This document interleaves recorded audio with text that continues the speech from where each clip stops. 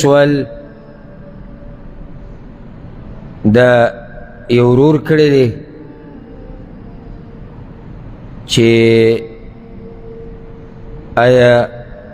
که یو کس د پیغمبر صلی الله علیه وسلم حدیثونه لولي یو کتاب کې نو د دې دپاره اودس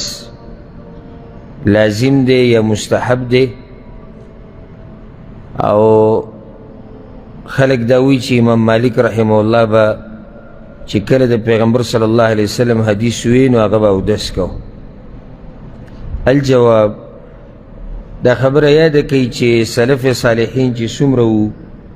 او سلف صالحین د دین مشرانو ته وی لکه صحابه کرام، تابعین، بیا د هغوی تابعین،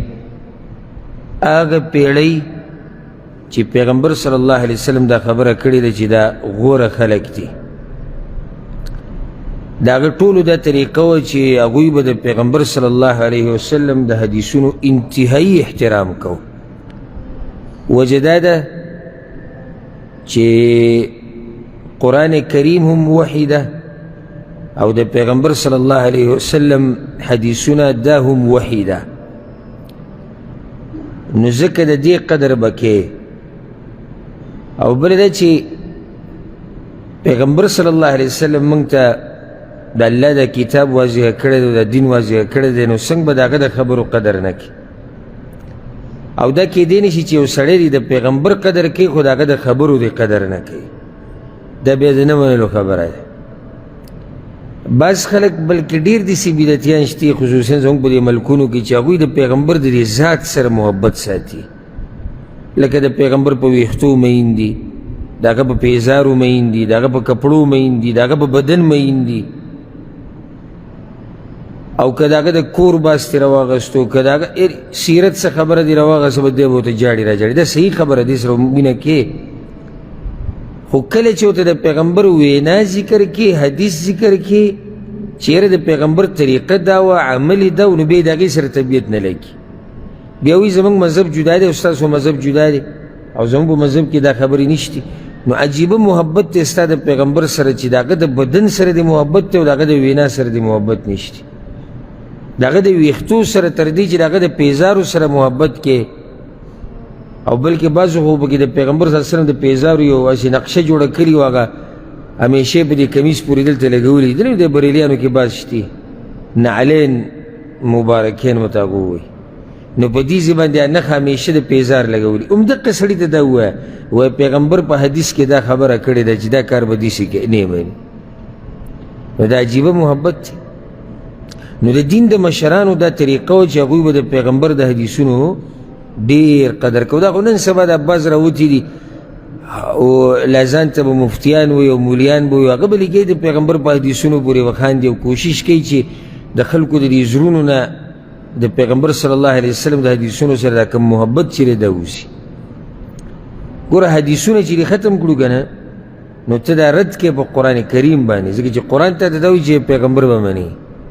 بله دا چې دا قرآن ته د چا بیان کړه؟ خو همدغه پیغمبر ته بیان کړه. ته څنګه د پیغمبر نه منې او د قرآن منم؟ دا قرآن ته به کوم لار راغلی؟ خو قرآن راغلی د پیغمبر په واسطه دی موږ ته که نه؟ زموږ او د قرآن په منځ کې لویه واسطه څوک ده؟ پیغمبر صلی الله علیه وسلم. خو هغه راته ویلي چې دا د الله کتاب او دا ایتونه نازل شوي دي او دا احکام دي او دا مسلې.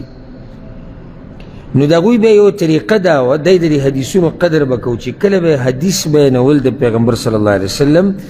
نو دا به په داسې حال کې بیانول چې اودس به یې و، او دا خبره به یې نه خوښوله چې څوک د بې اودسۍ په حالات کې د پیغمبر صلی الله علیه وسلم حدیث بیان کړي. یعنې دومره مینه محبت یې کوو، دومره مینه. او ځکه امام عبدالرزاق یو روایت راوړی دی د قتاده رحمه الله نه، وی لقد کان یستحب الا یقرأ الاحاديث التي عن النبي صلى الله عليه وسلم الا على وضوء. وی د دین د مشرانو په وخت کې دا مسله به بیانوله کېده چې مستحب طریقه دا ده چې د پیغمبر صلی الله علیه وسلم حدیث بیانې، نو په داسې حال کې بیان کړه چې ستا اودس وي. او امام بیهقي دا روایت راوړی دی، خطیب بغدادي م راوړی دی، اسحاق ابن الربیع وی رحمه الله، وی ما امام اعمش ولیده. امام اعمش دا لوی محدث تیر شوی دی، پخوا لوی عالم. وی هغه چې به کله حدیث بیانول نو لازم به د هغې دپاره اودس چاردام کو او چې کله به اوبه نه وي یا وخت به لږ نو بیا به یې تیمم وکړو خو لازم به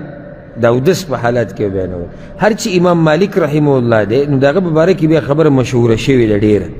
حالانکې د هغوی عامو طریقه و خو امام مالک پکې ډېر مشهور دی او هغه به د پیغمبر د حدیثونو انتهایي قدر کو او ناس هغه به کم ځي کو هغه ته امام دارالهجره ویلی کېږي د پیغمبر صلی الله علیه وسلم په جومات کې به هغه درسونه ورکول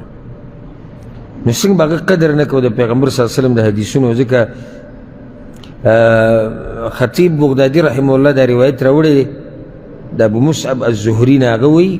وی مالک ابن انس امام مالک ابن انس یو انس ابن مالک دی انس ابن مالک څوک دی انس ابن مالک پیژنې د پیغمبر صلی الله علیه وسلم خادم صحابي دی کنه تابعي دی صحابي دی امام مالک دی د مالک ابن انس د نوم مالک ابن انس دی هغه انس ابن مالک دی وی ده به د هغه وخته پورې حدیث نه بیانو چې څو پورې به اودس نه و کړی اجلالا لحدیث رسول الله صلی الله علیه وسلم وی دا به د پیغمبر صلی الله علیه وسلم د حدیثونو قدر کو او بلکې یو اثر کې داسې راځي یو روایت کې چې کله به امام مالک رحمه الله د حدیثونو د مجلس ته راوتو بیانولو دپاره نو داسې اودس به یې وکړو لکه څنګه چې مانځه دپاره کوي او ښایسته لباس چې کوم د هغه و هغه به یې واغوستو او ټوپۍ به یې په سر کړه او ږیره به یې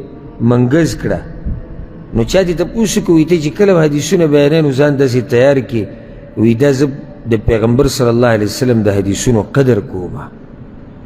تر دې چې یو روایت کې داسې راځي چې د کله به حدیث بیانو نو په ولاړه به حدیث هم نه بیانو د دې دپاره به کېناستو او دا به وي احب ان اعظم حدیث رسول الله صلی الله علیه وسلم زه د پیغمبر صلی الله علیه وسلم د حدیثونو د عظمت د لاسه دا کار کوم نو په لاره کې به چې به روانو نو په روانه به حدیث نه بیانو په ولاړه به حدیث نه بیانول په تادی کې به نه بیانول دا ټول به هغه قدر کو د دې حدیثونو خلاصه لنډه دا ضرور وي چې دا واجب دي نه واجب نه دي یعنی څنګه چې ته قرآن له لاس وړلی مصحف له هغې دپاره اودس لازم دی نو دغه شان د حدیثونو دپاره نشته بلکې حدیثونه قرآن چې هغه د الله کتاب دی وحی ده په دې کې شک نشته که یو سړی په ملاسته باندې قرآن وایي نو جایز دی که نه جایز جایز دی په ناسته باندې وایي جایز دی ښه اودسې ماتي خو داسې اودسې ماتي چې چاردام پې لازمي غسل نه او دی بغیر د قرآن له لاس وګولو سره دی تلاوت کوي جایز دی نو حدیث خو به جایز وي خو دا چې به هغوی کول نو دا به هغوی قدر او احترام کو د حدیثونو نو دی جواب دا دی چې غوره طریقه دا ده چې سړی د پیغمبر صلی الله علیه وسلم حدیثونه بیانوي یا یې لولي چې په کوم حال کې د اودس په حالات کې او که ونې کې داسې نو دې سره څوک ګناهګارېږي نه والله اعلم